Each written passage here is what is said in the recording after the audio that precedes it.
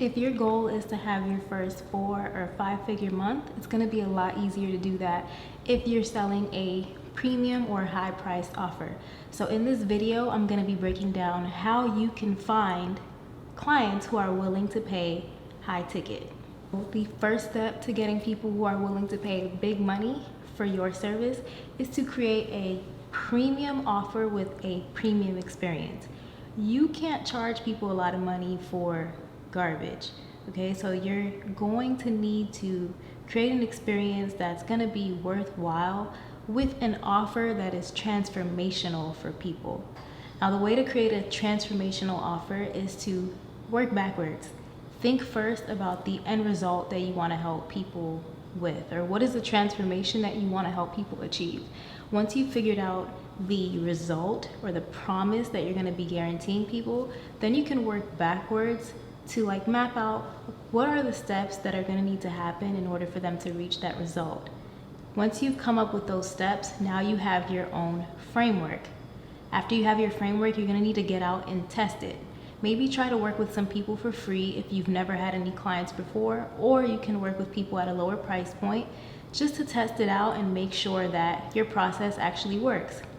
Now, once you have seen that you have a proven framework, like you are known to get people a result for that promise that you have, once you know you can guarantee that, now you can jump out and start offering that to other people at your desired price point. Make sure that as soon as you test it out that you gather a lot of testimonials and reviews, because those reviews are what you're going to be able to use to get more clients in the door. Nothing works more than social proof to get people to trust in whatever it is that you are selling. Now, the second step, and probably the most important step, is to learn to communicate the value of what you have to offer. There are a couple of things that you're going to need to know if you're going to be able to communicate the value of your offer. And the first thing is, who is what you're selling for? Don't just say something vague like, oh, well, this will benefit women. You have to know the specific group or type of women that would benefit from whatever it is that you're selling. For example, if I'm a fitness coach and I want to work with women, that's a broad group of people. It's better if I say something like, I work with women who are busy professionals who struggle to make time for health and fitness. The second thing is you're gonna have to know why it is for them. So in the example that I just gave, I told you about a woman who's busy and struggles to make time for health and fitness. So that tells me right there why it's for that person. My program benefits her because without me, she won't be able to look the way that she wants or feel the way that she wants or achieve or reach her fitness goals because she doesn't have enough time. Understand that if you don't have a good grasp on the problem that people are having, you're not going to be able to sell them the solution. You're also going to need to know the features and the benefits of what you're selling. Now, the features are important, but it's way more important to know the benefits behind those features. For example, if I was selling a lavender and CBD infused face wash or body oil, I wouldn't want to focus so much on the ingredients per se. I would put more of the attention on what those ingredients do for you. So I would say, or maybe my advertising would focus on the fact that lavender and CBD combined help to eliminate stress, help to depuff the skin, and help to create a youthful glow. That's the benefit. People don't really care so much about the ingredients until they know why it is beneficial to them.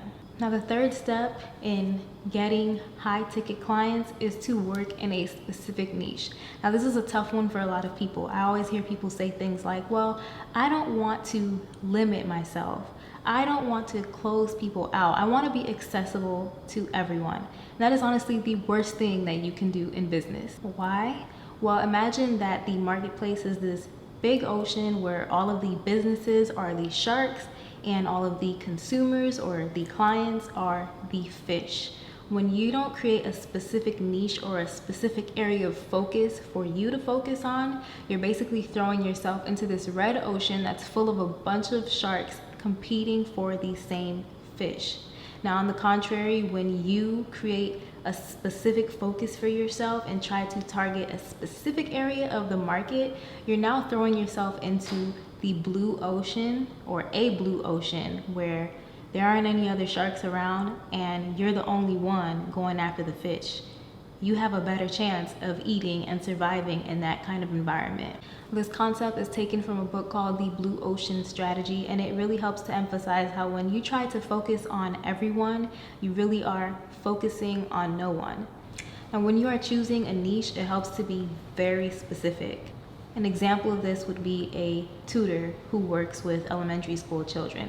Now, while that might sound like it's very specific, imagine a tutor who says, I am an elementary school tutor who works with children on the autism spectrum.